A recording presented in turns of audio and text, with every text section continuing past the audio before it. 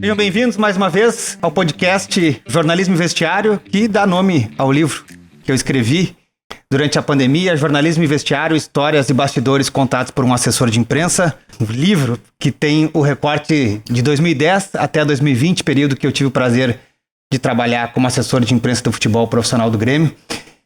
E colocando um novo produto na praça, então, um podcast, um outro formato daquilo que eu escrevi, sempre trazendo aqui para conversar comigo alguém da imprensa e algum colega da época do vestiário do Grêmio. Hoje estou aqui, graças a Deus, repleto de amigos. Primeiro, o cara que escreveu o prefácio do meu livro, uma referência para mim na profissão. Zé Alberto Andrade, repórter. Eu coloquei para mim aqui a voz da Rádio Gaúcha para aproveitar a semana que a gente está gravando aqui, que a rádio completa 95 anos. Obrigado, Zé, pela presença. Exageros à parte, boa tarde, JP. Em primeiro lugar, quero dizer que foi um prazer, e aquilo que até já citei certas vezes, um prazer ser convidado para escrever esse prefácio. E a historinha do prefácio é o seguinte: quando o João Paulo me deu o prefácio para escrever, me pediu, eu aceitei na hora. Aí eu perguntei, tá, mas como é o nome do livro? Eu não perguntei nem o que tinha no livro. Ele disse que era fatos que aconteceram, um relato. Eu tinha essa ideia, claro. E aí eu perguntei, tá, mas qual é o título do livro? Para eu começar. Ele disse, não, é o que fazer com aquilo que se sabe. Com aquilo que se sabe. Eu disse, tá, mas como é que é bem isso? Daí ele explicou, olha, tem algumas coisas que eu vou contar contigo, assim, porque tem algumas coisas que tu vai daqui a pouco estar usando na tua vida de repórter. E eu gostaria que não fosse utilizado antes do livro sair. Tá absolutamente certo. Eu te perguntando o seguinte, JP, tu me mandou aqui, eu peguei o pendrive, peguei o arquivo com o livro e disse o seguinte: então eu vou fazer o seguinte, eu vou escrever o prefácio sem ler o livro. Porque eu sou jornalista, eu não tenho. Se eu ficar sabendo de alguma coisa que tenha relação com coisas que estão acontecendo ainda hoje, embora é um relato do passado, eu não tenho como... tu fica entre a ética, entre a amizade. É o seguinte, então eu não vou ler o livro, porque eu te conheço o suficiente para saber que tu não vai escrever bobagem aí. E eu mais ou menos tenho a ideia que esse relato é importante, vou falar da tua figura, porque o prefácio tem que apresentar não só a obra, mas também quem está escrevendo. E acho que, modéstia à parte, acho que fui muito feliz. Não destoou muito do que eu tinha colocado. E seria realmente, depois conhecendo o conteúdo do livro, seria muito complicado trabalhar durante alguns meses sabendo de coisas que o livro tem, relacionando elas com coisas que aconteciam, sem poder fazer isso publicamente. Seria até uma de incompetência da minha parte. Então, eu fugi, dei um drible nessa possível incompetência. Mas foi meu, Zé, que fique bem claro. E quero agradecer aqui publicamente, desculpando aí já, agradecer publicamente, porque feito o prefácio, aí li o livro tá chegando no final, pô, bacana, tá? E esse rapaz chega no fim do livro e escreve um agradecimento que ele não tinha me dado pessoalmente, que ele botou na página do livro, com aquilo que ele fez agora, um pouco de exagero. Então, muito obrigado, JP. Que isso, Zé. E representando o vestiário, posso dizer que um amigo que eu fiz desde 2016... Porque desde 2015, embora eu não tenha feito a apresentação, ele vai contar isso agora. Ele tem uma mágoa que não passa. Marcelo Oliveira, cara, obrigado por aceitar o convite aí. Jota, prazer enorme estar aqui. As palavras que eu tenho para te dizer é isso aí mesmo, sobre a amizade. Você sabe que é um amigo que eu ganhei nesse mundo da bola. Tenho um respeito gigantesco por ti e para mim é uma honra estar aqui. Apesar de tu não estar na minha apresentação quando eu cheguei no Grêmio, mas depois tu se redimiu aí durante os anos. Pelo jeito ainda uma dívida eterna. Bom, e de forma remota com a gente, uma grande amiga minha, que há bastante tempo deixou o Rio Grande do Sul para trabalhar no eixo Rio-São Paulo, hoje fala em São Paulo lá, apresentadora da TNT, Tainá Espinosa, dentre outras coisas, louca por cerveja, por pagode, assim como eu. Obrigado por aceitar o convite, Tainá. Prazer falar contigo. Boa apresentação. Acho que tu foi feliz agora na minha apresentação. Acertou em cheio, assim, nas coisas que eu gosto.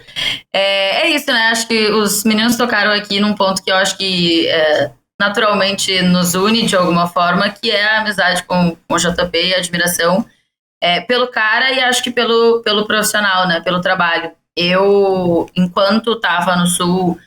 tinha o JP mais como amigo, muito mais do que pensando profissionalmente, assim, a gente tinha algumas conversas, né, em relação à vida profissional. Trabalhei acho que pouco tempo, né, JP, contigo como assessor do Grêmio, de fato. E aí depois eu já saí. Eu trabalhei no Grêmio também por algum tempo, mas a gente não estava no mesmo período. Então, ler algumas coisas do livro me chamaram a atenção. Mas eu não vou dizer que eu acho que me surpreenderam, porque eu acho que a vivência de vestiário, de alguma forma, assim, não digo nem de ter trabalhado no clube, mas muito da minha família, né?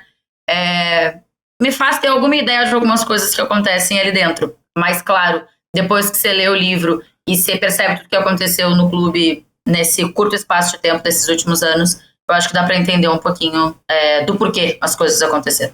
Bom, feitas as apresentações, quero dizer que o livro físico pode comprar no site umlivro.com.br. Esse livro é entregue em qualquer lugar do mundo.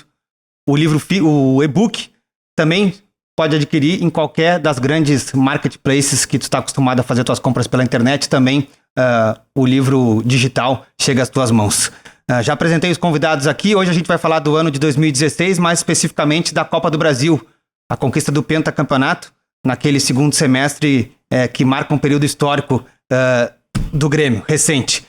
A gente está gravando esse podcast aqui nos estúdios da Cubo Filmes, em Porto Alegre, uma produtora gaúcha investindo em produtos de streaming desde a época do início da pandemia, e também em nome de Caporal. A Caporal Conteúdo transforma a presença digital no seu negócio. Siga @Caporal Conteúdo nas redes sociais e entre em contato para mais informações. Um grande abraço para o meu parceiro Matheus.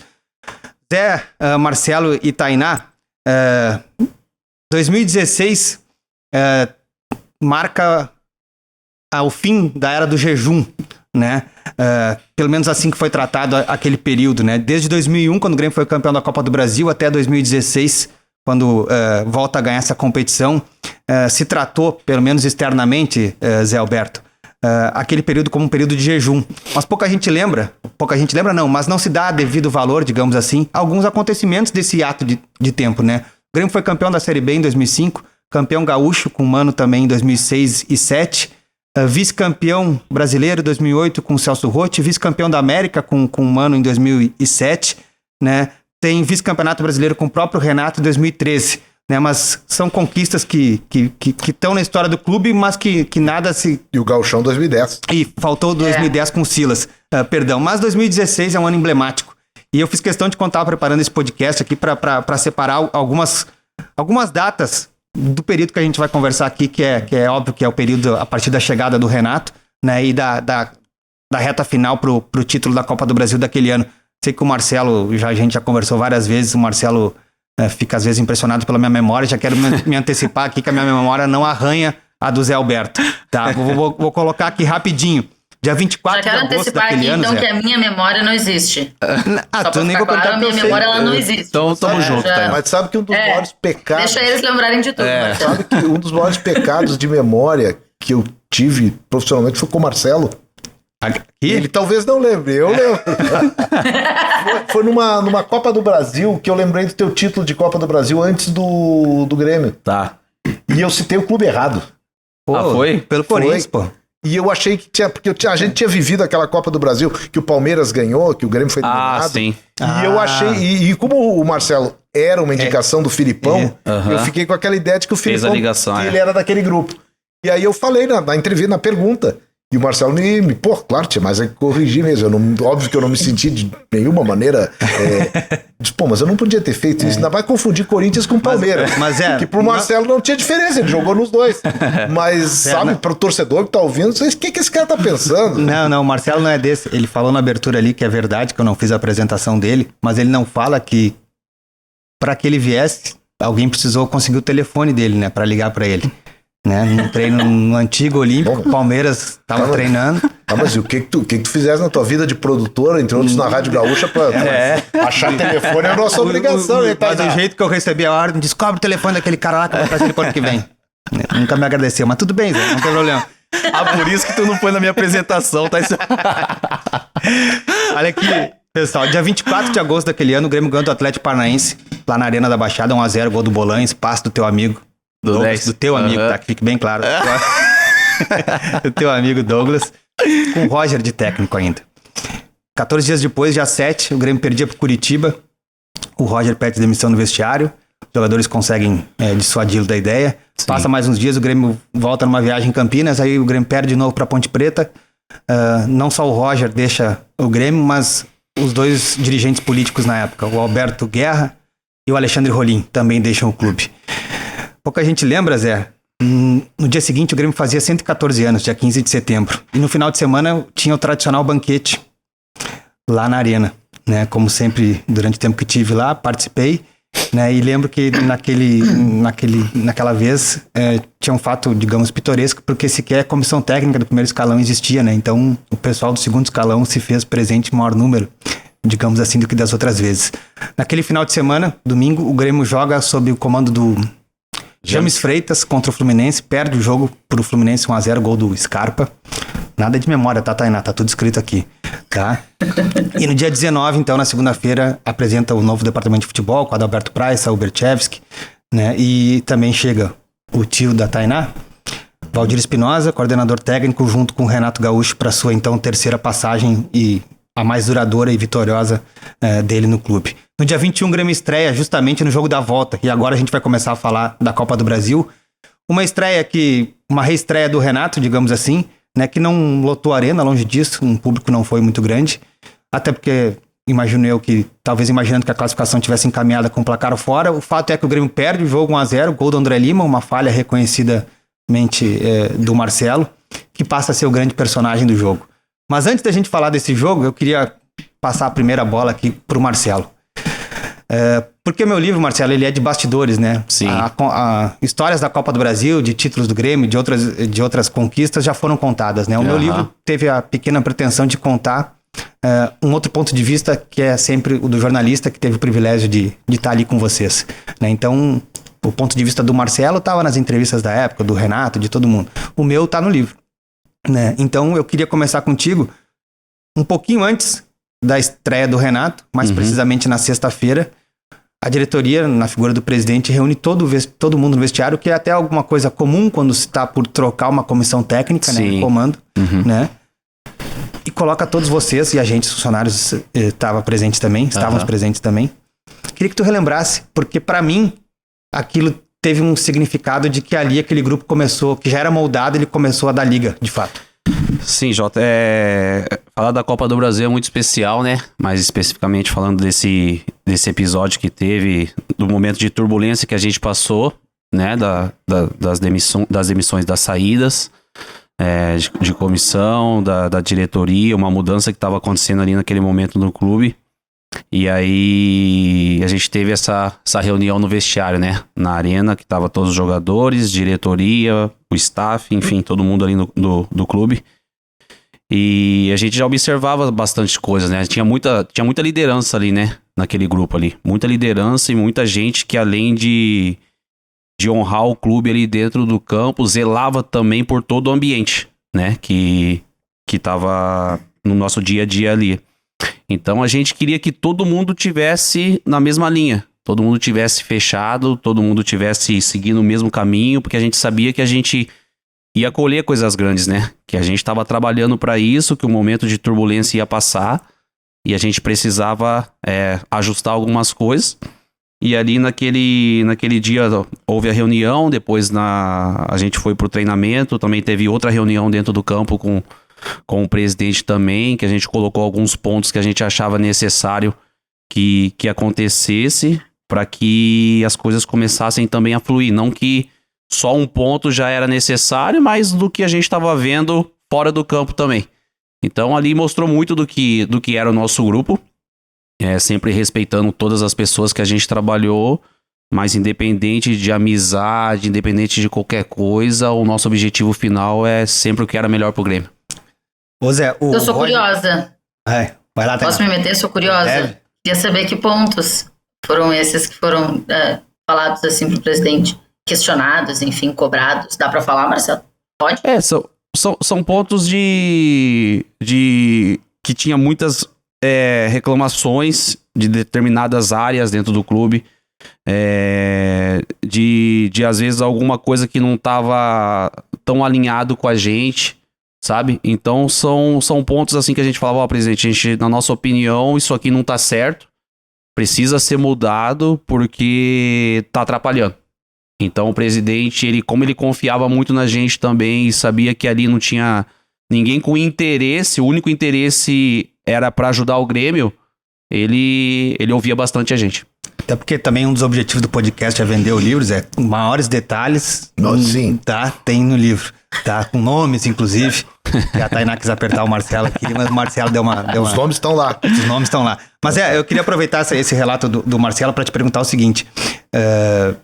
Quando eu conversei com o Roger durante a escrita do livro sobre esse episódio específico, né, sobre esse contexto, o Roger falou para mim que às vezes no futebol, talvez em outros lugares também, mas a experiência dele no futebol, quando se corta a carne, na carne, né, é por um motivo. Não se faz à toa isso.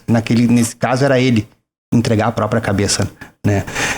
E eu queria ouvir de ti, como um repórter experiente, que essa capacidade do resultado prático que tem a troca de um treinador, vocês que nunca entraram num vestiário no sentido de acompanhar, são capazes de fazer e mais do que isso, de imaginar a consequência, né? Sabe, João Paulo, que dá... Às vezes a gente pressupõe e depois não dá nada daquilo, Sim. né? E eu não sei até que ponto essa troca, ela foi assim, pensada, porque vamos pegar um pouquinho antes. E o Roger talvez tenha contado aqui. Quando ele chegou no Grêmio, ele era uma terceira opção. Ele não era opção. Aliás, ele não era opção. Foi diferente da troca do Roger. Porque a troca do Roger, quando ele saiu, ele já tinha, como tu relatasse aí, ele já tinha colocado o cara à disposição. O pessoal tinha segurado a onda, mas aquilo ali está desenhado. Se tu tem um clube minimamente organizado, e eu não estou dizendo que haja conspiração contra o técnico, mas na medida que a situação começa a ficar assim, tu tem duas coisas a fazer. Se tu tem convicção no técnico, continuar dando força para ele, mas sabendo que a qualquer momento aquilo ali pode desandar, pode ser obrigado por ideia tua, ou pelas consequências, por ele pedir de novo demissão, pressão da torcida, eu não aguento mais, estou saindo e agora não volta. Então, você tem um mínimo de organização, quem lidera tem que saber disso. E já tem que estar pronto, inclusive, como foi o caso, caiu todo o departamento de futebol, tem que estar com o plano B. E isso não eu não julgo isso conspiração, em determinados casos. Tem uns que existem, mas não me parece que seja. Então a ideia de Adalberto Praz, e o Adalberto Praz daqui a pouco, olha, pode estar acontecendo isso. Ele já tinha que ter na cabeça técnico. Então foi uma transição rápida. E nesse caso, com um perfil que foi, para quem está de fora, e quem até previa isso, olha, pode dar certo. Deve dar certo. Por quê? Porque tu via aquilo que naquele momento, tecnicamente, talvez faltasse ao time do Grêmio, coletivo principalmente, a questão... vou pegar um exemplo da defesa, que era o que mais se falava, lembra, Marcelo? A defesa, a bola alta. Essa é a correção técnica. A correção de grupo, o técnico tem que chegar lá, um cara que tem um bom relacionamento, capaz de um bom relacionamento interpessoal, e a gente sempre teve o Renato nessa conta, chegar e dizer, eu tenho que corrigir um problema. Os outros estão muito bem encaminhados. O Grêmio não tinha problema sério. Parecia que tinha que ter ajustes. E o Renato podia dar isso sem traumas. Não adiantava chegar um técnico lá, sem um bom relacionamento, que chegasse e quebrasse tudo e em função de arrumar a defesa ou outros problemas, desandasse a parte tática. O Renato não me parece ter mexido nessa parte. Ele aproveitou o que o Grêmio tinha de qualidade para pontualmente resolver. E eu acho que ali, essa mudança do jeito que aconteceu e com as figuras que envolveu chegando, ela aconteceu muito bem. Não teve aquela coisa, quem é o próximo técnico do Grêmio? Isso é uma coisa que a nós fica muito claro que envolve jogador, envolve grupo, envolve todo tipo de ambiente, e aí pode ser traumática se demorar ou se vier uma escolha errada. Então, me parece que foi bem encaminhado. Nesse caso, foi bem encaminhado. A gente pode aqui discutir de outros casos que não deu nada certo e a gente até achava que não ia dar certo. No caso do Renato, não foi isso, eu lembro bem. A gente fazia uma projeção, digamos que otimista. Provavelmente vai funcionar. Exato. Tainá, no meu livro, várias vezes eu toco em questões pessoais, né? O livro, às vezes, ele é escrito em primeira pessoa. E eu queria aproveitar para te perguntar, exatamente naquele momento, naquele final de semana, né? Como é que foi para ti ver o teu tio voltar a assumir um cargo que ele passa a ser, se não a principal vidraça, óbvio que não, né? Porque é o treinador, o Renato, mas de tu ver o teu tio de volta ao trabalho no clube que ele foi campeão do mundo. Eu tenho, acho que já a maioria das pessoas provavelmente que me conhece sabe isso, né? Tinha uma relação com meu tio muito, muito próxima, assim. Mesmo meu tio, depois que eu nasci, eu tendo vivido na mesma cidade que meu tio por pouquíssimo tempo, assim. E ainda assim era um tio muito próximo a mim. E a gente conversava muito, óbvio que eu ir trabalhar com futebol também teve muito do meu tio, eu ter começado a minha carreira no Grêmio, e eu não tenho nenhuma vergonha de dizer isso, também teve uma indicação do meu tio. E aí, eu sempre ouvi as histórias dele, né? As histórias, principalmente, que ele contava lá de trás, junto com o seu Verardi, que eu sei que eu tenho um carinho enorme, né, JP, um respeito enorme. Meu tio contava várias histórias sobre isso e tal.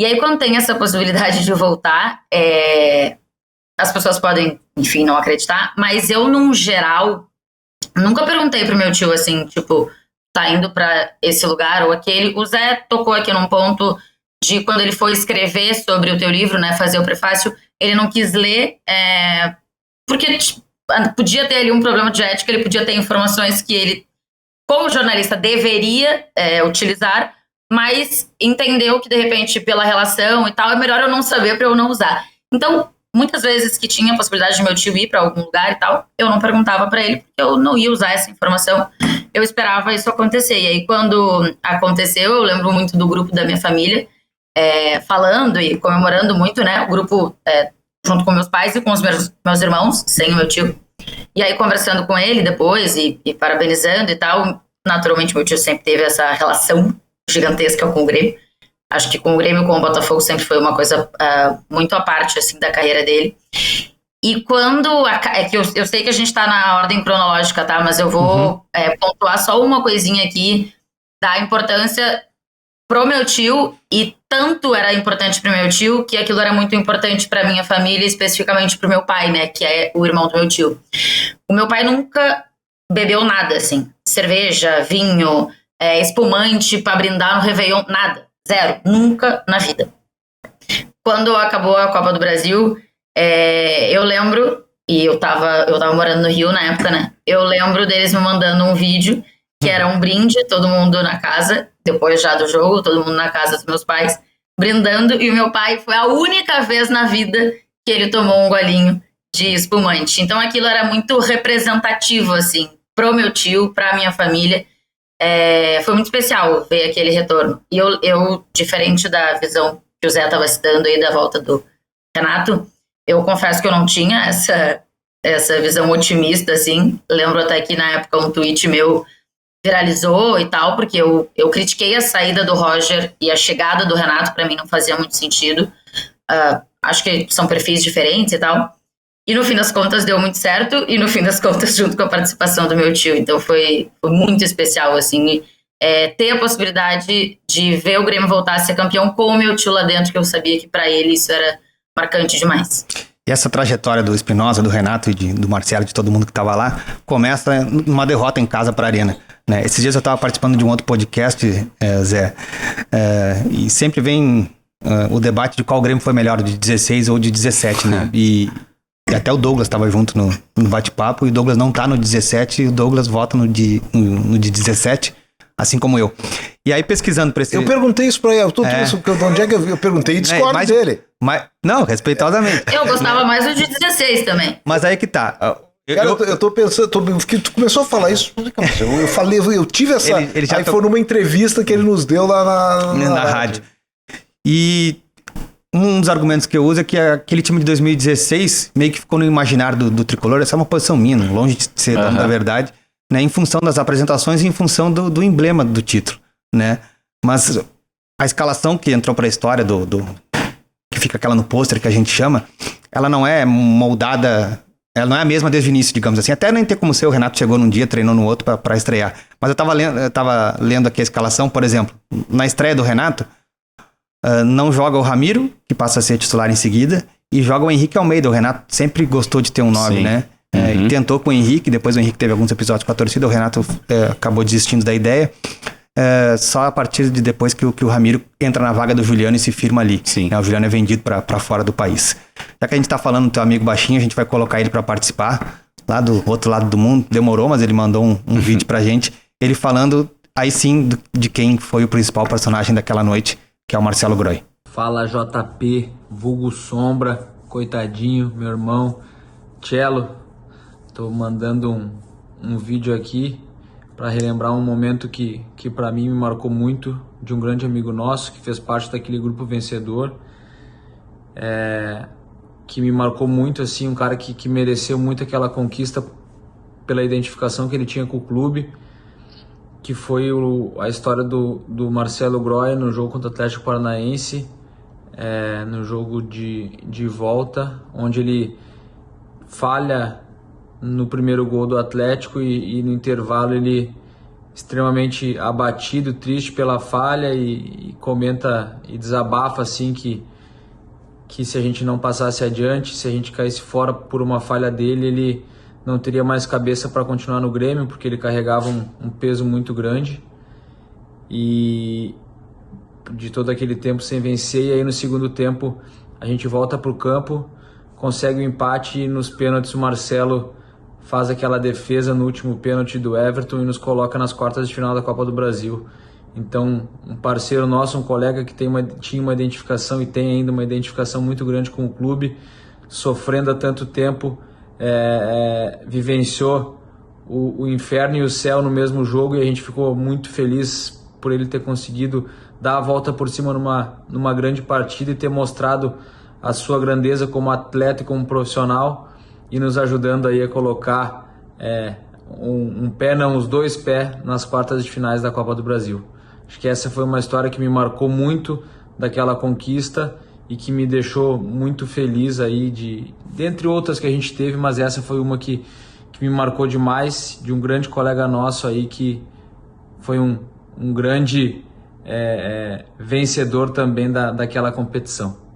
Marcelo, eu lembro, cara, que no dia seguinte eu fui buscar o Marcelo em casa para levar ele para participar de um programa de televisão e ele de fato confirmou isso que o Ramiro estava falando aí, né?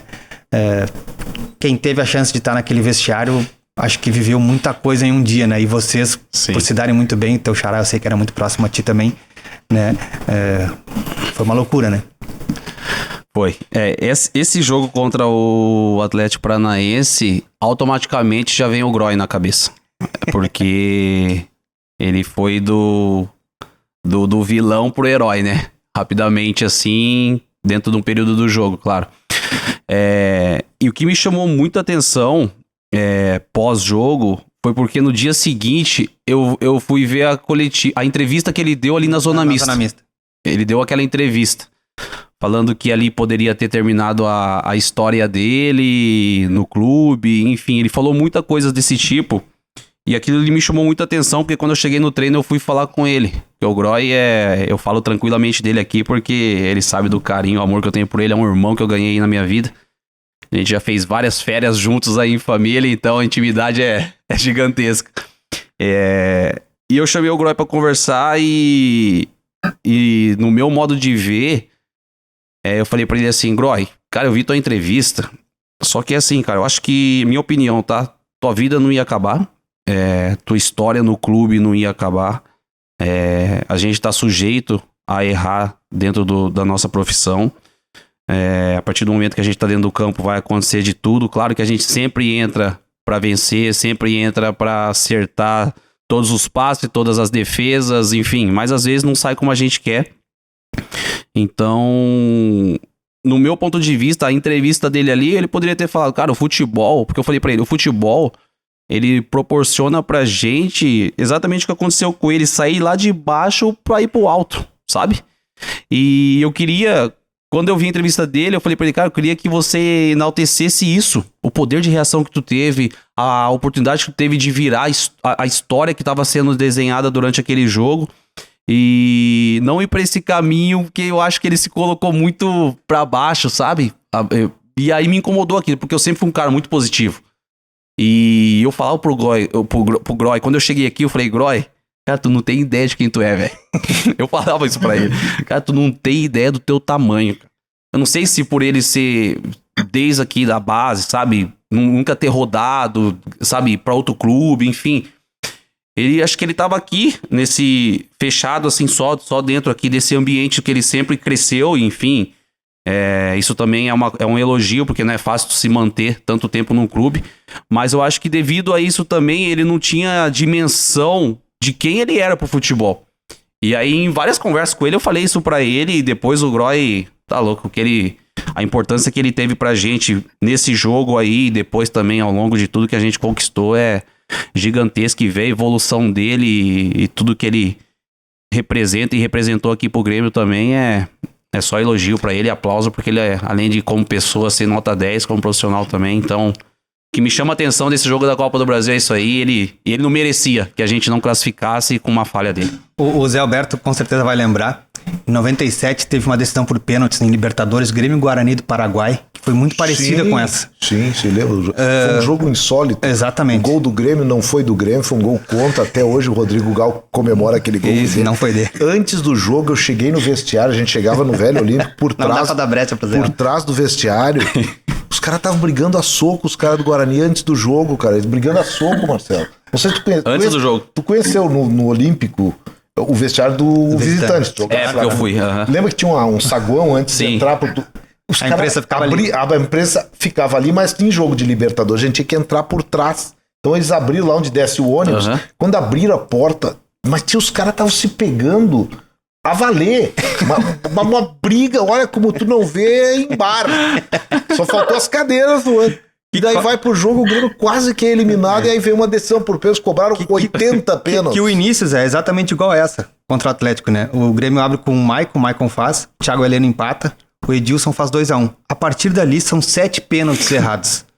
Pelo Grêmio, o Wallace, o Douglas, o Wallace e o Luan, eu já falei o Wallace, né? O Otávio, o Zé Ivaldo e o Hernani pelo Atlético Paranaense. E eu fiz questão de colocar no livro um depoimento, porque eu tava lá embaixo, como manda o regulamento da Copa do Brasil, o assessor de imprensa tá no final do jogo, dos dois clubes, né? E na hora que ia, acho que é Juninho o nome do rapaz do Atlético Paranaense, que ia bater o pênalti que seria o da classificação, antes das alternadas, né? E até eu conversei com vários amigos, principalmente quem viu o jogo pela televisão, quem tava fora daqui, contando que isso a transmissão não mostrou. Então aproveito também essa oportunidade para fazer justiça ao goleiro do Atlético Paranaense, o Everton, né? Hoje está trabalhando com o Rogerão, no Palmeiras, né? Porque pro público de fora do estádio ficou a impressão que o Everton pediu para bater o último pênalti. E tirou o menino, né? E tirou o menino, né? E eu tava do lado do banco do Atlético Paranaense e houve uma comemoração muito grande depois do que o Luan erra o último, né? Pelo Grêmio. Se o Atlético fizesse, classificaria. E aí pedem pro Everton bater, porque ele estaria com moral, porque ele tinha pego 2 pênaltis. E aí se troca, o rapaz já ia cobrar o pênalti, né? E o Everton bate, o Marcelo defende. Tem aquele livro, aquele sim famoso, A Bola Não Entra Por Acaso, né? De Chelsea e Manchester United, né? Mas tô contando toda essa história para levantar a bola para ti, porque eu sei também do relacionamento que tu tens com o Marcelo Groy, não só no Grêmio, mas em seleção brasileira. Se o Marcelo não pega aquele pênalti, a gente não estaria conversando aqui hoje, né? Não, certamente que não estaria conversando aqui e até discordando um pouco do Marcelo, mas entendendo toda a força que ele deu e a abrangência que ele tem como profissional do futebol. O Marcelo Groy tinha razão. A carreira dele teria ali certamente um abalo muito violento no Grêmio. Ele ia ter que reconstruir o que ele construiu a fórceps no Grêmio, sabe? O Marcelo Groy, ele tem isso também, ele tem meio que uma solidariedade da grande maioria da imprensa, como cidadão, sabe? Sim. Acho que a Tainá ainda estava aqui no Rio Grande do Sul, quando o Marcelo Groy foi campeão gaúcho. Em 2006. Sabe? Ele era o titular. Em 2010 ele ainda tá. Ele já tá de novo campeão gaúcho naquele que era o último título. Ele foi tendo uma carreira... Ele era goleiro de seleção e por lesão ele não foi campeão sul-americano. Sabe? O Marcelo não tinha que explicar muito a carreira e a qualidade técnica dele, mas num determinado momento se criou um preconceito dentro do Grêmio, em que, entre outras coisas, se trouxe o Dida. Vai discutir o Dida? Não dá pra discutir. E ali adiante ele continuou como reserva e se criou que ele nunca seria titular. E, entre outros, uma figura como o Paulo Santana, com toda a relevância que tinha na imprensa e entre os gremistas, ele era não o porta-voz, ele não era... ele era apenas... como é que eu vou dizer? Ele era um de vários gremistas que tinha aquela coisa que o Marcelo Groy não tinha estrela. Não se dizia que ele não sabia sair, não se dizia que não se achava por que ele não podia ser goleiro do Grêmio, os gremistas. Mas se dizer que ele não podia ser goleiro do Grêmio, isso é muito difícil, cara. Muito difícil. Eu tinha colegas que achavam, como o Santana, e tinha muitos colegas, digo que a maioria que trabalhava diariamente no Grêmio, que via no Marcelo o potencial técnico que ele tinha. Nem falar estrela, porque isso aí é do jogo. E, cara, então a gente passava a ser solidário até as nossas ideias e testemunhos dos treinos, dos jogos. Cara, esse cara, primeiro, ele é uma pessoa magnífica, mas ele é um bom goleiro. O importante nessa hora é que seja um bom goleiro. E ele podia estar ali comprometendo, não comprometendo, por uma falha que todo mundo tem.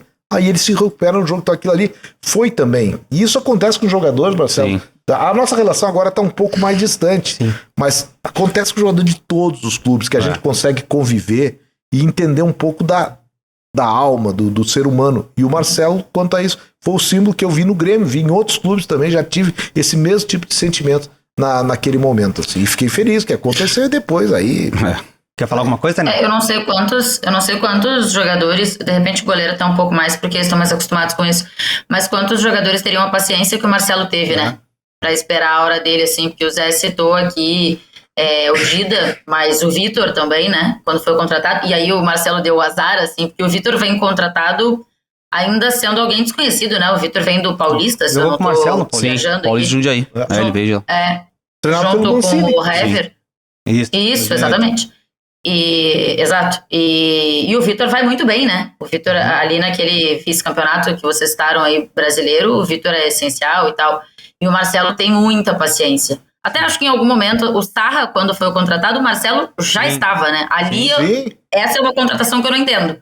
Mas o Vitor, acho que no fim o Marcelo deu azar. E depois o Dida também, mas ele teve muita paciência. Acho que assim, é muito merecedor ele ter conseguido tanto sucesso. Depois de ter tido tanta paciência. O Marcelo tá na Batalha dos Aflitos. Exato. Sim. Ele tá na Batalha dos Aflitos. E aí o grande herói é o goleiro que tá no... Galato. Diz a lenda que ele torceu muito pro Galato se recuperar durante o jogo, que o Galato não sei se é verdade. Só pra não dar moral pro Marcelo, que é o nosso convidado aqui, a gente tá falando muito do Marcelo Groy. Nas alternadas, eu não vou constranger o nosso convidado, Zé, de perguntar, porque ele me confidenciou fora do ar que ele ficou muito nervoso na hora que chamaram ele pra bater o pênalti. Ele fez o pênalti, sabe? Depois o Kahneman erra, o Atlético erra, o Guilherme faz o gol e aí o Paulo André erra o pênalti. Vou passar de fase, vamos pras quartas de final contra o Palmeiras. Aí eu vou aproveitar que a Tainá já estava fora do Rio Grande do Sul, né, Tainá, em 2016, há bastante tempo. Porque aquele confronto foi contra o Palmeiras, do Cuca, que terminaria aquele ano campeão brasileiro. Primeiro jogo em Porto Alegre, 2-1 pro Grêmio, gols do Ramiro e do Pedro Rocha, meio dividido com o Jeromel, eu nunca sei de quem é aquele gol. E quem faz o gol do Palmeiras de pênalti é o Zé Roberto.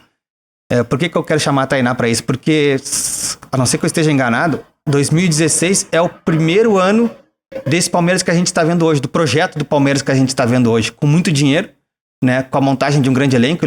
Só do Grêmio aqui de 14 para 15 foram o Dudu e o Zé Roberto, se eu não estou enganado, né? E 2016 é o primeiro título 2015 o Palmeiras não lembro se foi campeão, mas enfim, 2016 era um grande confronto, o Grêmio vence o Palmeiras, então líder do Campeonato Brasileiro no primeiro jogo, e o jogo da volta, que aí sim tem mais detalhes. Acho que o Palmeiras é campeão da Copa do Brasil 15 contra o Santos, né? Aquela que eu achei que o Marcelo tava.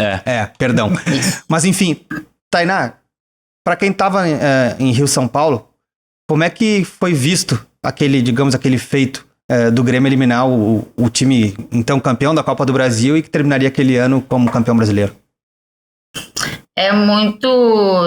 Eu acho muito diferente, assim, enxergar e perceber títulos, tanto de Grêmio quanto de Inter, estando fora do Rio Grande do Sul. E acho que deve ser a mesma coisa para mineiros, enfim, falarem de títulos do Galo, do Cruzeiro, estando fora de Minas. Porque é uma outra vivência. Assim, por muitas vezes eu confesso que, mesmo como imprensa, eu questiono muito a forma como se dá a cobertura até disso tudo, porque acho que a cobertura acaba sendo muito mais do Palmeiras sendo derrotado do que do Grêmio conseguindo a classificação. No Sul é diferente, até porque ali é um jejum grande, então tinha toda uma história em cima daquela classificação. Mas já tinha uma expectativa um pouco, não perto do que é hoje, tá em cima do Palmeiras, mas um pouco maior do Palmeiras, porque já existia ali um investimento grande. Acho que tu lembrou aí o Dudu, e o Dudu, quando vem pro Palmeiras, vem de uma forma também que eleva muito a autoestima do torcedor do Palmeiras, porque vem dando chapéu no Corinthians, né? Então isso também, de alguma forma, ali cresceu muito o ambiente pro Palmeiras, e se imaginava e se colocava um favoritismo, assim, pro lado do Palmeiras. E eu acho que a troca de técnico, JP, quando acontece... Porque muita gente elogiava muito o Grêmio de 16 do Roger, mas, como aconteceu, acho que em vários trabalhos do Roger, no fim das contas, e eu acho uma pena, porque admiro muito o trabalho do Roger, o Roger como pessoa, mas começa bem, em algum momento se perde, assim, né? E quando tem a troca de técnico, as pessoas têm um pouco essa ideia, e aí acho que o Zé tá correto quando ele fala, de que o Renato pode ser o que falta para aquele time dar certo. E aí, quando vem a classificação contra o Palmeiras, eu acho que isso é meio que a confirmação do que as pessoas imaginam de que aquilo pode dar título e que o Grêmio pode sair do jejum. E aí acho que também o olhar de quem tá fora era muito em cima do Renato, do grande ídolo que foi campeão lá em 83, voltando ao clube e quem sabe sendo o cara para tirar o time de um jejum. Então o olhar era muito mais em cima disso, assim, né, por aqui. Vou colocar alguns nomes pra vocês aqui do time que jogou, time do Palmeiras, que jogou lá no Allianz Parque. Foi a primeira partida da história do Grêmio no novo estádio. Até então o Grêmio só tinha jogado no Pacaembu, depois da inauguração do novo estádio do Palmeiras. Ainda com grama. Edu Dracena, Thiago Martins, acho que é o cara que faz o gol de cabeça. Uhum. Egídio, Thiago Santos, que hoje tá no Grêmio. Gabriel, que agora tá no Inter. O Cleiton Xavier, Alione e o Barrios, no ano seguinte campeão da América pelo Grêmio. O Cleiton Xavier era o cérebro do time, o grande cara ali era o todos Cleiton esses do time reserva do Palmeiras, né? O time que jogou em Porto Alegre tinha o Mina, Vitor Hugo, o Zé, que eu falei que faz o gol de pênalti, né? O Tietê, Moisés, Roger Guedes, hoje no Corinthians, o Gabriel Jesus e o Dudu, né? Mas aquele jogo, dentre outras coisas, entrou pra história. Teve o Renato expulso, né? Quando o Grêmio tá perdendo por 1-0, entra o Cebolinha, faz o gol, enlouquece, mas tem um personagem, eu sei que tu já sabe, então eu não vou te perguntar, Marcelo, um cara que estreou naquele dia, pouca gente lembra também. Lembra quem é, Zé? Ele vai dar o depoimento. Não lembro. Fui elogiar a memória do Zé, bem feito. Eu não tá no jogo, em Porto Alegre. Vamos ouvir, pra mim... Se estivesse no livrinho, o livrinho é que ajuda a memória. Quando eu anoto ali no livrinho, fica mais fácil. Tenho certeza que quando o cara começar a falar, o Zé vai lembrar de toda a história. Por favor, vamos ouvir. Fala JP, fala Tchelo, tudo bem? Então, para falar um pouco desse jogo contra o Palmeiras, que para mim pessoalmente é um jogo muito marcante, por ter sido a minha estreia como profissional, ter sido num jogo com a grandeza que foi, no contexto que foi o jogo. Então, assim, olhando para trás hoje, eu vejo que não teria como ter tido uma estreia no profissional de uma forma melhor. Me lembro que era um jogo que ninguém, muito menos eu, esperava que eu fosse ter que entrar num jogo daquele. E de repente o Bruno sentiu uma lesão muscular, tentou ficar no jogo, mas não conseguiu. E nisso eu estava aquecendo, e aí já passava um filme na cabeça, um turbilhão de sensações, de emoções, de pensamentos. O nervosismo começava a crescer, aquela ansiedade, frio na barriga, mas ao mesmo tempo eu tinha consciência de que eu estava bem preparado, de que eu sempre trabalhei muito, muito sério e sempre tive muita confiança de todos os jogadores, né? Inclusive o Cello sempre foi um cara que me apoiou, me deu muita força em todos os momentos, inclusive quando eu entrei no jogo eu me lembro muito bem dele falar comigo, me passar forças, e eu tinha consciência de que eu tinha condições, tinha capacidades para poder fazer um bom trabalho, que eu só teria que ter coragem para colocar em prática as coisas, né? Porque por ser uma estreia, às vezes a gente se omite um pouco de uma coisa ou outra, mas graças a Deus deu tudo certo, eu pude fazer uma boa estreia, pude ajudar a equipe. E o mais importante de tudo foi que a gente conseguiu sair com a classificação. Foi um jogo muito sofrido e que no final do jogo eu me lembro de me emocionar bastante, porque parece que saiu um caminhão das costas E aí eu ainda cheguei no vestiário, o Rogerão chorando, brigando com seguranças do Palmeiras, uma confusão só, o Rogerão chorando, eu chorando, e a gente fazendo uma festa, né, porque foi um jogo com circunstâncias bem complicadas e no final a gente saiu com a classificação. Então, para mim pessoalmente e para o grupo, né, para aquele campeonato, para no final a gente ainda ser coroado os campeões da Copa do Brasil daquele ano, então com certeza foi um jogo muito importante para a minha história e para a história do clube também. Léo, um baita de um guri, goleiraço hoje jogando no Lille na França, relembrando essa história, Zé. O Bruno Grassi, que joga no lugar do Marcelo, que não pode atuar, do Marcelo Groi naquela noite. O Bruno se machuca, tá 1-0, Palmeiras tá classificando para fase seguinte e o Léo estreia no profissional, Zé, tá bom? Tá, eu não lembrava da estreia do Léo, mas se perguntasse do Léo, eu ia lembrar de um jogo que teve depois, acho que era brasileiro do ano seguinte, ou no mesmo ano. Na Ilha do Governador. O Grêmio ganha o jogo lá. O Grêmio ganha o jogo. O Luan jogou demais, mas o Léo jogou demais. Isso. Pra mim foi a maior atuação que eu vi do Léo no Grêmio, foi aquele. A da estreia eu não lembrava. Não, daquelas coisas que as melhores histórias são as que não estão no livro, já, não só desse, mas de vários livros, né, dizem. Do próximo. E ele chorou, hein? Ele chorou, eu lembro. Sabe que essa história aí que ele começa a rir, ele até se emociona? Eu lembro. Eu não tava no vestiário nessa hora, porque o que acontece? Como o Cebolinha virou personagem do jogo, sim, televisões e CBF seguraram o Cebolinha naqueles 2-3 minutos pós-jogo, eu fiquei acompanhando as entrevistas, fiquei sabendo dessa história tempo depois. Eu queria muito contar a consequência, né? Mas não dá, né, Marcelo? Vamos deixar. O Rogerão, o preparador de goleiro, era um chaveirinho perto dos caras do Palmeiras. Hoje deve ser tudo amigo dele. Rogerão é uma lenda. E pra quem não conhece, né, Zé, o Allianz Parque lá, assim como é o Beira-Rio aqui, só que num espaço menor lá, os vestiários são um de frente pro outro. Próximo. Bem pertinho, né? Então, quem viu a cena diz que soou frio. Eu não tava. Até porque não ia mudar muita coisa. Hoje o Rogério faz churrasco pros amigos dele. Vamos avançar de fase, então, indo pra semifinal contra o Cruzeiro. E aí eu quero o depoimento do Marcelo. Vai lembrar por que eu vou te fazer essa pergunta, porque eu já te fiz pra escrever o livro. Tá. Né? Mas eu quero que tu compartilhe com quem tá nos ouvindo aqui, porque, como eu disse, o Renato foi expulso no jogo contra o Palmeiras. No sorteio, o Grêmio inicia jogando fora de casa no Mineirão. A palestra, ela acontece o quê? 2-3 horas antes do jogo. É a última reunião dos atletas com o dirigente, comissão técnica, antes de entrar no ônibus e ir pro estádio, né? Exato. Aí, os protocolos são outros daí, né? E o assessor de imprensa, assim como outros funcionários ali, ficam no hall do hotel esperando. A gente não participa, por óbvio. Espera você sair dali pra gente entrar no ônibus e ir pro estádio, né? E eu lembro direitinho que vocês estavam muito emocionados. Sim. E aqui, me permito dizer, que eu acho que é o correto, a gente não tem que sair perguntando o que aconteceu lá dentro, né? Porque tu tá com os olhos marejados e tal. Mas fica um pouco de curiosidade, principalmente, como disse a Tainá no início, pra quem é jornalista. Sim, claro. Né? Quer saber o que aconteceu. Eu fiquei sabendo depois, talvez até por ti, eu confesso que não lembro. É a famosa palestra do Renato, tu lembra? Lembro. Ali a gente já tava, né, num momento assim de... com as emoções lá em cima, a concentração, sabendo que cada vez a gente estava mais próximo de chegar ao objetivo final, que era o título. Claro que faltava bastante coisa ainda a ser percorrida, o caminho era longo ainda, mas estava ficando cada vez mais curto.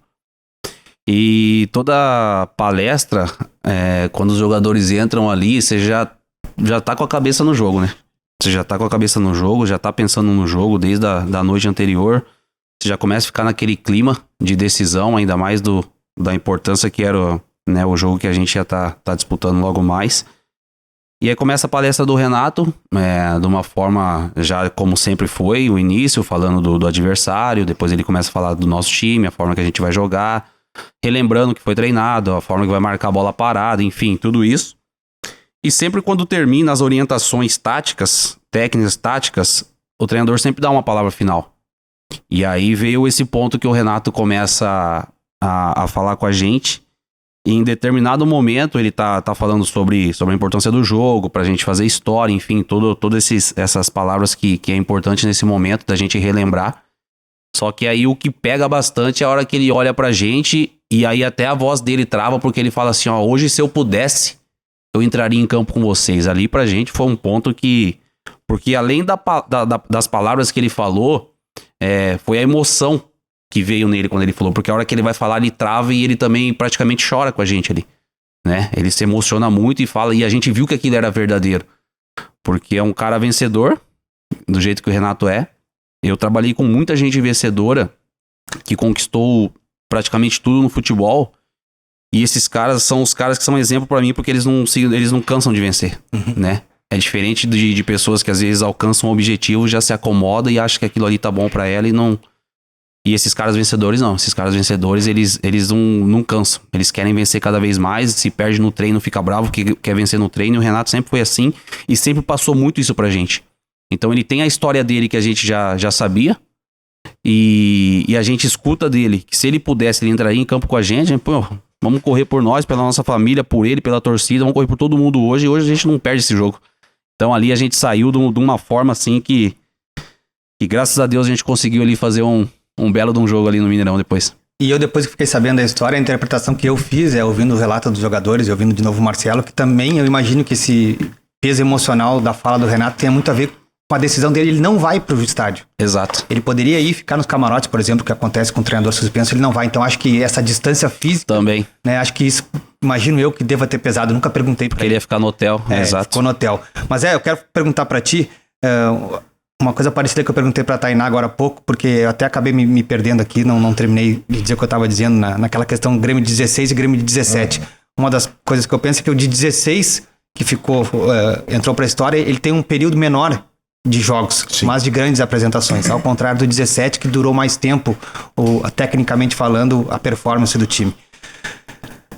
O jogo contra o Cruzeiro, 2-0 no Mineirão, né? Os dois times, então, cada um tetracampeão da Copa do Brasil, né? Era um grande duelo. Do outro lado, a gente vai falar também, mas estavam jogando Inter e Atlético Mineiro.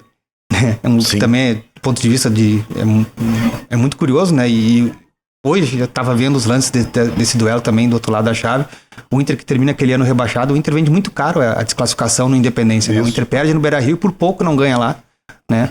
Acho que termina 2-2 no Independência lá, enfim. Aquele 2-0 no Cruzeiro com um golaço do Luan, passe do Marcelo, Modesto. Modesto, enfim. E depois o passe do Rameirinho pro Douglas no segundo gol. Aqueles, no imaginário assim, olhando pra trás, aquele é o cartão de visitas do Grêmio do Renato? Pra mim é aquele, e depois o jogo contra o Atlético na final, né? Aliás, é impressionante como o Mineirão funcionou para esse time do Grêmio, e eu pontuo ele anterior. Para mim o mágico é aquele gol contra o Atlético ainda com o Roger de técnico. Em 15, né? 15, né, Marcelo? 15, foi. Esse aí foi até depois do Grenal. Lembra que a gente ganhou o Grenal histórico lá, que foi 5x0, e aí é esse jogo. Começa com o Galhardo na isso aí. Aquele gol é o cartão. Pra mim, aquele gol é o cartão de visitas daquele Grêmio, que começa com o Roger e passa pro Renato. Ali o Grêmio mostrou assim, só, nós podemos fazer isso aí. Pra mim, analista, nem pro repórter. Sabe? Aquele jogo é mágico. E daí depois o Grêmio aí vem a mística. Vai pro Mineirão e faz a partida essa contra o Cruzeiro. E depois, dias depois, ele volta ao Mineirão. Tu fica pensando, agora, os mineiros agora, os dois já sabem como é o Grêmio. Agora eles podem complicar o que quiserem. O Grêmio, tanto é que nos jogos de volta, o Grêmio não ganha. Nem do Cruzeiro e nem do Atlético na final. Aliás, que é uma das minhas mágoas. Não, obviamente, não o torcedor. Sim. A mágoa é a seguinte: eu tô no depoimento da volta, tu vai falar, nós vamos falar da final, mas a mágoa é a seguinte: eu tô na goleira que o Bolanhos fez o gol. Mas não dá tempo do depoimento. Eu fiz um baita depoimento, o Grêmio ganha. Não, deu tempo. Tá. Deu tempo, mas ficou o depoimento aqui. Acabou a Copa do Brasil. Tá ali, o Zé Alberto vai. A minha história é muito pior também. Aí o cara faz o gol do outro lado de campo lá. Tá, tudo bem, o depoimento tá aí toda vez que houve o gol, mas não foi uma vitória.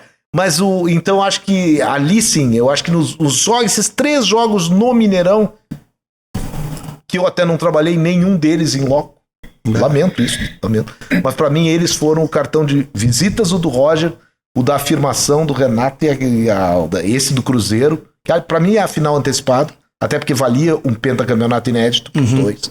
Quem passasse ia ganhar, do Atlético ou do Inter. Eu tenho essa... Porque o Inter estava numa situação muito delicada, até contra o Atlético surpreendeu. Então eu acho que ali eu coloco como um dos 3 cartões que o Mineirão podia botar lá uma plaquinha pro Grêmio, olha, aqui se viu o melhor Grêmio do novo milênio. Tá, Tite que me perdoe lá do início do milênio lá com 2001, mas... Só a título de curiosidade, depois... Eu acho... Fala, Tainá.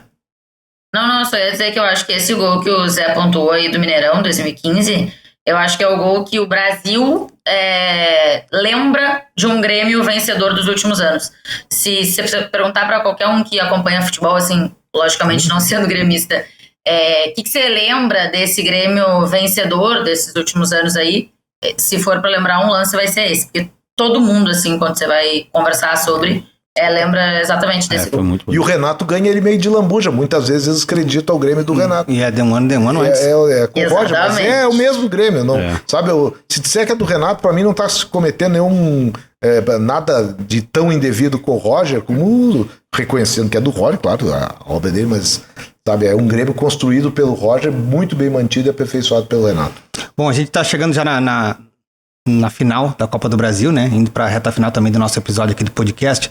E, Marcelo, eu quero fazer pra ti uma pergunta que eu fiz pro Roger quando eu escrevi o livro, que é o seguinte. A gente falou agora há pouco aqui do vestiário lá do Moisés Lucarelli em Campinas, quando o Grêmio perde pra Ponte Preta de 3-0, né? Eu brinco várias vezes que é a hora que nenhum amigo teu te manda mensagem, né? Ou ninguém da família, como eu queria estar aí hoje. Ao contrário de quando ganha, né? Os caras mandam mensagem, nossa, deve estar muito legal estar aí. Ninguém pede ingresso. Ninguém, não. Mas a pergunta é séria, Marcelo, porque é o seguinte, mesmo eu estando ali, eu nunca tive a resposta, e mesmo que tivesse, não daria, porque não cabe a mim, né? Perguntei pro Roger, pergunto pra ti, porque tu estava nos dois momentos, né? Do dia que o Roger sai, 14 de setembro, pro primeiro jogo contra o Atlético Mineiro, dia 23 de novembro, são 70 e poucos dias, né? Eu acho um pequeno recorte de tempo. Como é que muda tanto um vestiário com as mesmas pessoas que entram em campo? Jota, como que eu posso te falar, cara? Quando é a mesma forma de quando sai o Felipão e chega o Roger, que a gente em uma semana o futebol muda nosso também. Lembra? Que a gente também mudou, começou a pegar a metodologia de trabalho falar do dele. Gol dele contra o Corinthians. Não vou falar isso não. Foi o segundo jogo do Roger, né? Primeiro na arena. É verdade. Contra o Goiás e depois... Então a gente muda muito rápido ali também. Da mudança do Felipão pro Roger. E depois quando sai o Roger, ele chega o Renato. E aí entra muito no que o Zé falou sobre o momento que o Renato chegou. Porque o que a gente estava naquele momento passando era uma turbulência muito grande. E aí chega o Renato, eu lembro da primeira reunião com ele, no vestiário, rodando a chavezinha. O apito. Tá fora. E eu lembro exatamente o que ele falou. Chega ele, ídolo do clube, vencedor, entra na frente do grupo. Na frente do grupo. E fala com a gente o seguinte: gente, calma. Ninguém caiu aqui de paraquedas. Todo mundo que tá aqui tem potencial. Se vocês estão aqui é porque foram escolhidos a dedo pra estarem aqui. E agora é o seguinte: essa turbulência que tá acontecendo, deixa comigo. Tá tendo confusão com a torcida? Deixa comigo. Tá tendo confusão com a imprensa? Deixa comigo. Não que ele ia brigar com que...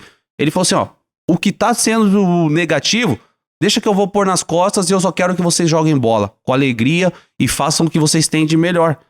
Então, ele já chegou com esse discurso. Ali ele já tirou um peso do grupo, que a gente falou, tem alguém agora aqui, não que não tinha, mas pelo momento, chegou um cara que...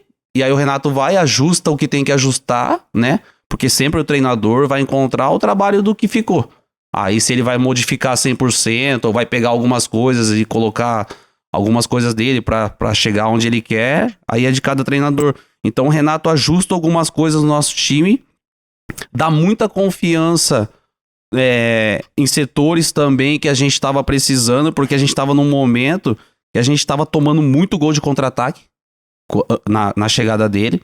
A gente tomava muito gol de contra-ataque. Eu acho que até pelo fato, no meu ponto de vista, é porque a gente tinha tanta confiança em jogar, porque nosso time pegou, né?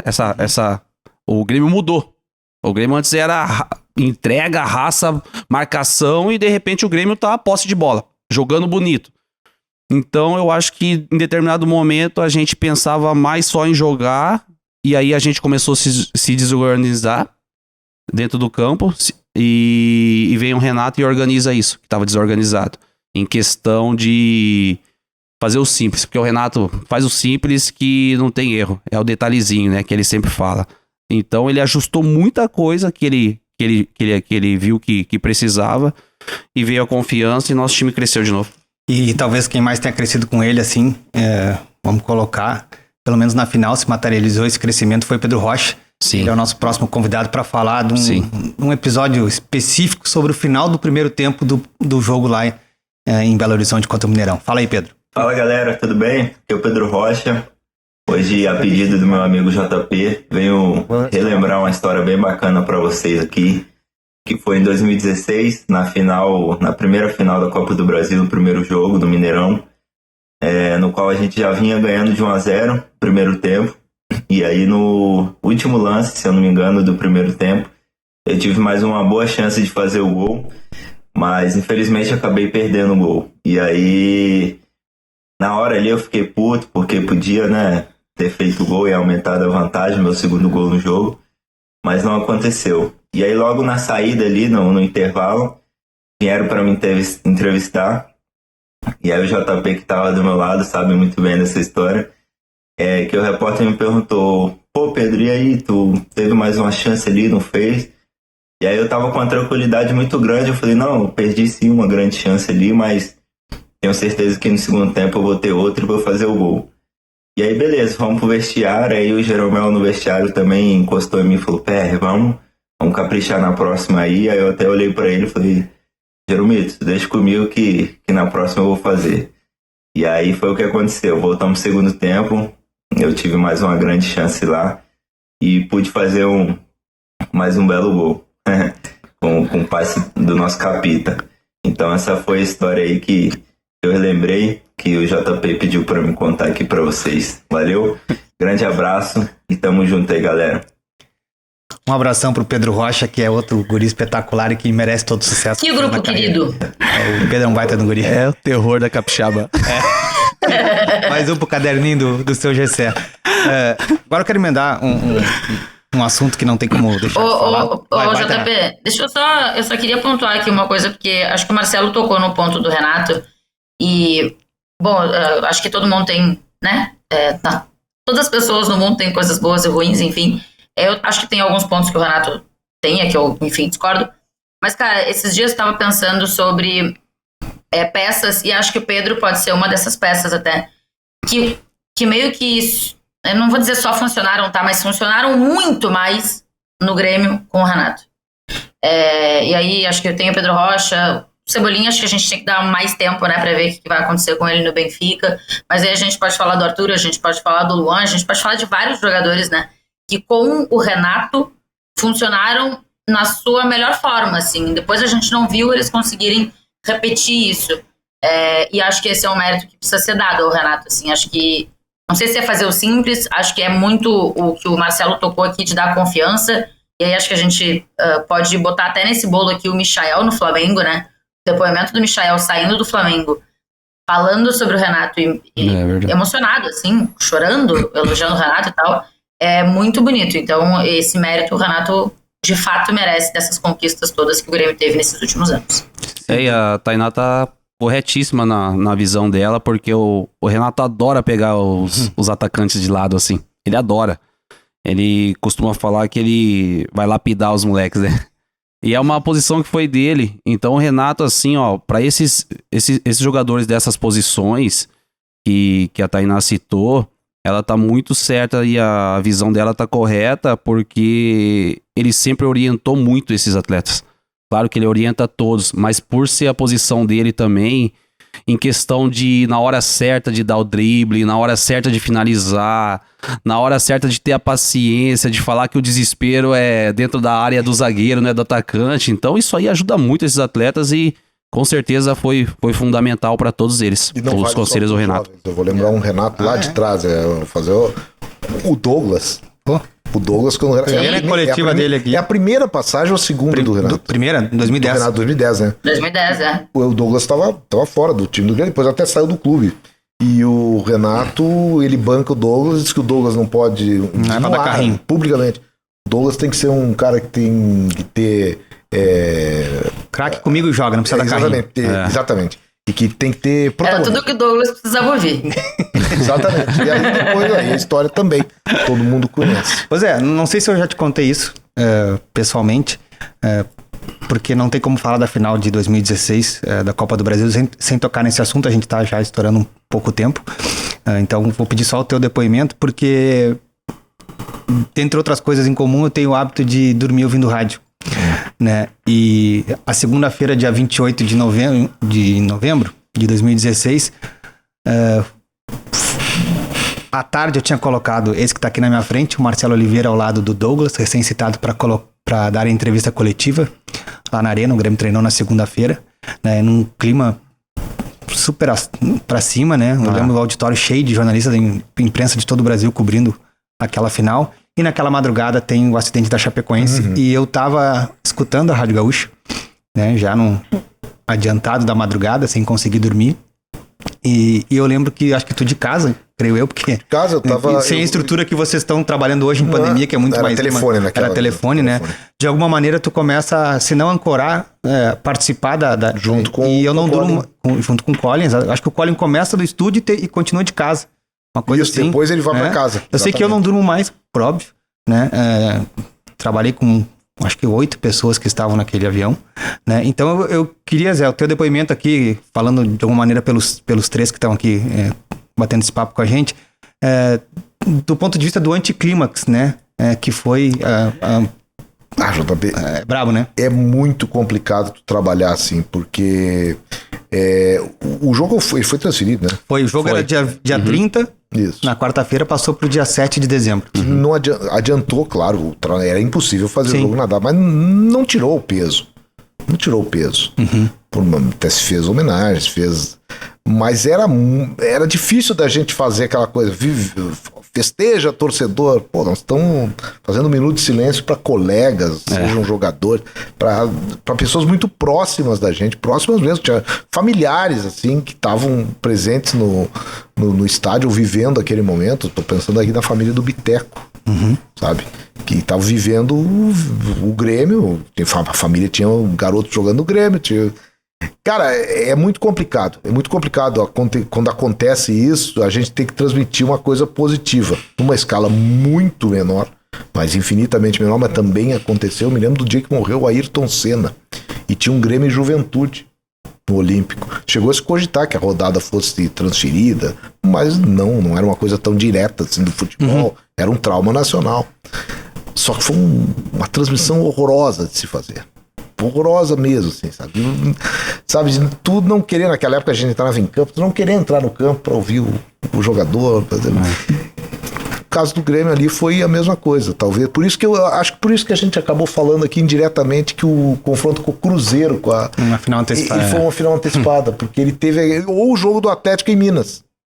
Por mais que eu tenha dito que eu vibrei no gol, eu fiz um depoimento vibrante no gol do Bolanhos, mas ali adiante a festa não podia ser total como deveria. Então, é verdade. Zé, e era uma festa aguardada há bastante tempo pela torcida do Grêmio, né? E o próximo depoimento que eu vou colocar aqui para compartilhar com todo mundo é de uma pessoa que eu tenho um carinho especial, um morro de saudade, né? E que valoriza muito um trabalho que não aparece no dia a dia, né? Até porque não tem que aparecer.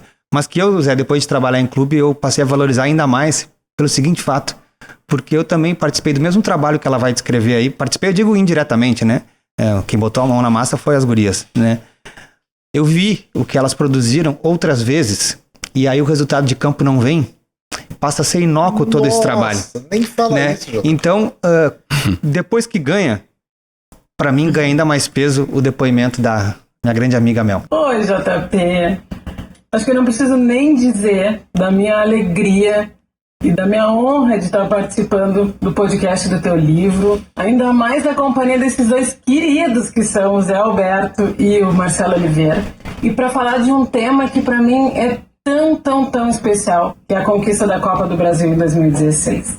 Antes de qualquer coisa, eu queria me apresentar. Talvez nem todo mundo me conheça, mas meu nome é Melissa. Eu trabalhei durante muitos anos no Grêmio, na área de relações públicas. E desde 2017 eu moro aqui em Montreal, no Canadá. E justamente por isso a Copa do Brasil acabou se tornando a minha queridinha, porque foi a última conquista no Grêmio quando eu ainda atuava pelo Grêmio, né? E eu me sinto muito à vontade de falar isso, porque embora nunca toquei uma bola nos pés no Grêmio, né?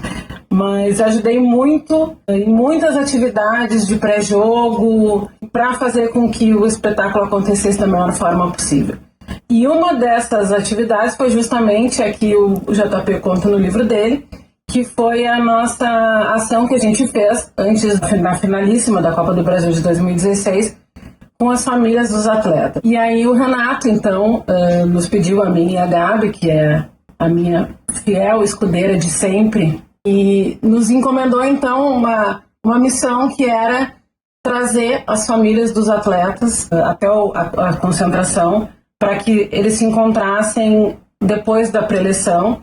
E a gente também acabou fazendo um vídeo com isso, com as famílias, que foi apresentado na preleção. E foi uma das coisas mais emocionantes que eu já vivi no Grêmio. Toda aquela atmosfera que tinha, a gente já estava nessa euforia de ganhar um título depois de tanto tempo também. Aquela ação foi uma das coisas mais emocionantes que eu vivi no Grêmio. A surpresa dos atletas, a emoção das famílias. Então foi assim uma sensação, primeiro de dever cumprido, ainda mais depois com a consagração do título. Então são memórias afetivas que até hoje povoam a minha cabeça. Mais uma vez, JP, obrigada pelo convite. Eu adorei ter participado desse episódio do teu podcast. Quero recomendar quem ainda não leu o livro, faça-o. E é isso aí. Un gros bisou à tous. Au revoir. A Mel tirando uma onda no final. Que eu isso perguntei aí? depois no WhatsApp o que é isso aí, né? Aí ela disse que estava mandando um beijo pra gente, dando tchau pra gente. A Mel, que hoje mora no Canadá, foi RP do Grêmio há muito tempo. A Gabi, que ela fala, é a Gabriela Andrade, filha do Tarcísio, também outra pessoa espetacular. Eu brinco que são o Kahneman e o Jeromel do lado de fora do Grêmio. Amo as duas de paixão. Marcelo, a Ju e os guris esconderam? Foi surpresa mesmo pra vocês? Foi surpresa. A gente, pelo menos eu não soube de nada e não fiquei sabendo que ninguém tava... Na verdade, a hora que a gente sai da palestra, a gente encontra ali no corredor as famílias, né? Foi uma emoção muito grande, porque quando envolve a família, né? Ver os filhos, ver a esposa, a mãe, pai, enfim, todos os familiares ali, com certeza motiva muito. A gente tá chegando na reta final. Zé, tu tinha falado agora há pouco da questão do teu depoimento de gol e tal, que tu não tem a recordação que tu gostaria de ter, digamos assim, né? Tu sabe que... Pelo menos foi um golaço. Isso. O gol que não deu a vitória pro Grêmio, o gol foi um golaço, né? Como eu disse agora há pouco, no final dos jogos o assessor tem que descer. Então ali pelos 39 do segundo tempo, tava lotada a arena, eu fui descer, tava 0-0 o jogo. Quando eu tô dentro do elevador, uma gritaria, gol do Grêmio. Não sei se devia, mas fiquei bravo na hora por não ter visto o gol. Aí quando abre o elevador lá embaixo, a zona mista tá atrolhada de gente, eu tento entrar e a CBF não permite a minha entrada no campo. Você imagina o tamanho da confusão? Foi uma... Não sei se o Zé tava no campo, Zé. Tava atrás daquele gol. Uma confusão generalizada com segurança do Grêmio, segurança da CBF, segurança da Arena e tal. Enfim, aí Grêmio campeão, 2-3 minutos depois, festa, todo mundo sabe o resto da história. Eu fui descobrir, acho que no vestiário ou na coletiva do Renato, que tinha saído o gol do Casares. Eu não sabia que tinha sido 1-1 o jogo. Enfim, Zé, eu não vi os 2 gols da final. Muito bom. Tá bom? Tainá? Então foi 0-0, pra ti também empate, Grêmio campeão. Obrigado. Tá bem informado o assessor de imprensa. Exatamente. Só pra última então, Tainá.